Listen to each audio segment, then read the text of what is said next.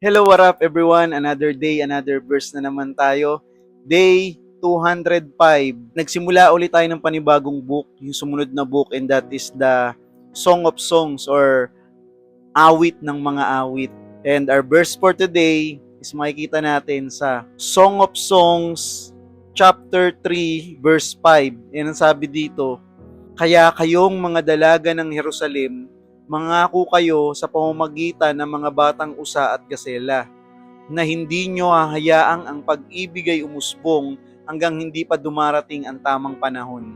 Honestly, nung binabasa ko siya, halos wala akong maintindihan kasi nga, alam mo yun, parang wala kang aral na makukuha. Para lang siya tungkol sa dalawang magkasintahan na malapit ng ikasal na parang nagbobolahan, ganun. I mean, kino-compliment nila yung bawat isa. Para talaga siyang tula or awit na tungkol sa pag-ibig, ganun. Kung saan makikita natin kung gaano nagdi-desire yung babae saka yung lalaki sa isa't isa. Ang tindi nga ng mga wordings doon na ginagamit ng lalaki. May mga nagsasabi na ito ay Songs of Solomon. 'Di ba si Haring Solomon kilala naman natin na napakaraming naging asawa. Hindi lang siya greatest king, hindi lang siya pinakamatalino, hindi lang siya pinakamayaman. Siya rin yung pinaka-chick boy. Siya rin yung pinaka-lover boy, kumbaga. Pero seriously, habang binabasa ko siya, wala talaga akong makuha na pwede nating matutunan, ganyan. Until napunta ako doon sa chapter 3. And yun nga, sa verse 5, mababasa natin doon, tungkol siya sa pag-ibig na sabi, wag daw hayaan na umusbong ang pag-ibig hanggat hindi pa raw napapanahon. And kaya siya yung naisipan ko na i-share dahil nga, pangalawang beses ko siya na-encounter kasi binalikan ko. Sabi ko, parang nabasa ko ito. Nabasa ko siya sa chapter 2 verse 7. Same na verse. Yung bawat sulat, same na same. So, di ba sa Bible, pag yung may mga inuulit-ulit, ibig sabihin important siya. So, since love poetry naman to, dun tayo sa about sa pagmamahal na topic. And sinasabi dito na ang pagmamahal daw ay merong tamang panahon. Ginamit yung word na wag mong hayaang umusbong ang pag-ibig. Sa ibang translation, sabi doon, wag mong gisingin yung pag-ibig hanggat hindi pa napapanahon. Hindi ito yung something na pinopuwersa or hindi ito yung something na minamadali. Dahil ang pag-ibig, sabi nga 'di ba sa 1 Corinthians, love is patience, 'di ba? So, alam mo yun, ang pag-ibig daw ay mapagpasensya. Laging merong right circumstances, laging merong right timing ang pagmamahal. Ang pinag-uusapan natin dito yung romantic kind of love, hindi yung pagmamahal sa kapwa sa pagmamahal sa Diyos. Ibang usapan naman yun dahil ang pagmamahal sa Diyos at pagmamahal sa kapwa ay dapat lagi natin siyang ginagawa. Hindi siya pinoforce yung emotion. Hindi porke nanood ka ng mga K-drama, pag nakakita ka ng ganun, in love ka na agad, di ba? Hindi siya ganun na kahit na grade schooler ka pa lang, sasabihin mo nagmamahalan naman kayong dalawa. Ang pag-ibig, hindi siya pinapuwersa.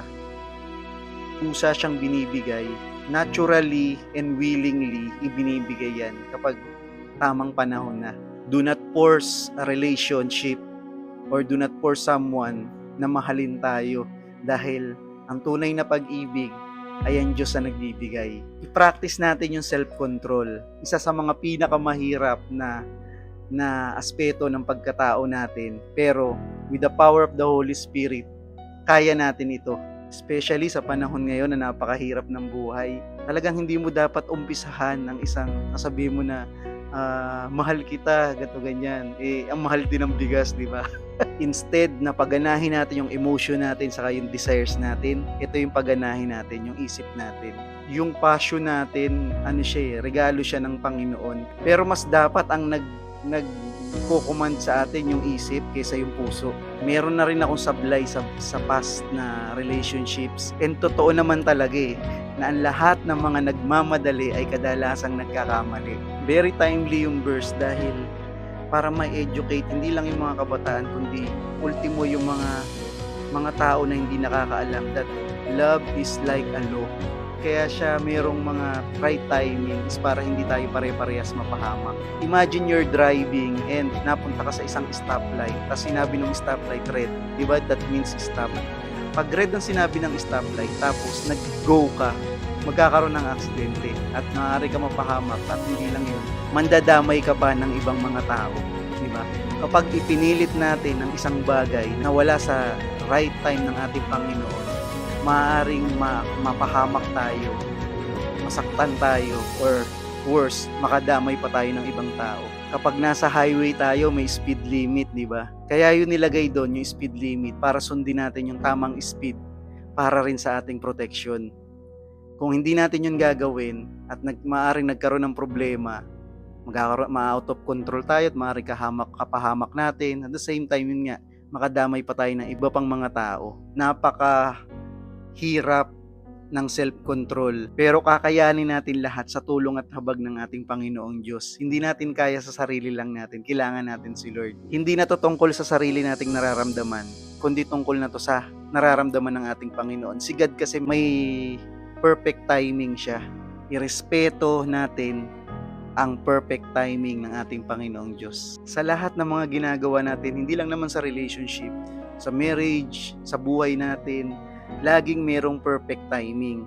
Kung mamadaliin natin siya at hindi natin kinukonsulta sa Panginoon, disaster ang mangyayari. Maaari nating maiwasan ang disaster or yung bawat heartaches, bawat broken hearts through waiting God's timing. Yung pag-ibig, valuable siya. Mahalaga siya and napaka-precious niya. Hindi to yung something na parang nagkita lang kayo sa isang party tapos mahal nyo na isa't isa. Hindi ito ganun eh. Nangangailangan ito ng respeto at pasensya. Dahil ang pag-ibig ay hindi lang nakaayon sa ating emosyon. Ang pag-ibig ay isang long time or mas masabi natin na habang buhay na commitment. Huwag nating madaliin ang pag-ibig. Huwag yung parang na-pressure ka kasi dahil doon sa pinanood mong K-drama, tapos gusto mo na lang din maghanap kahit sino na lang ng karelasyon. O kaya napupush ka naman sa inyong magkakabarkada, ikaw na lang yung single, di ba?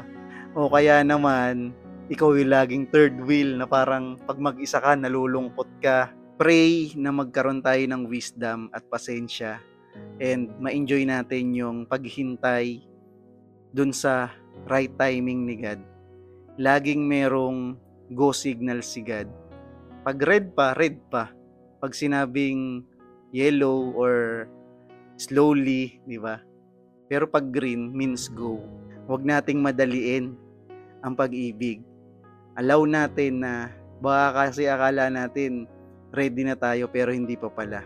Yung pala hinuhubog pa mismo tayo ng Panginoon na yung trust natin, yung commitment natin, yung character natin. Remember that self-control is a fruit of the Holy Spirit. Lagi nating kontrolin yung emotion natin. And again, love is a commitment. Kaya nararapat na mag-seek tayo ng guidance, wisdom, and maturity before natin ito pasukin. Before natin gisingin yung pag-ibig, kagaya nung sinasabi dito sa Bible verse na binasa natin. Kapag hindi pa panahon, huwag nating madaliin. And yun, salamat sa Panginoon dahil may binigay siya na pwede nating matutunan dito sa Songs of Solomon.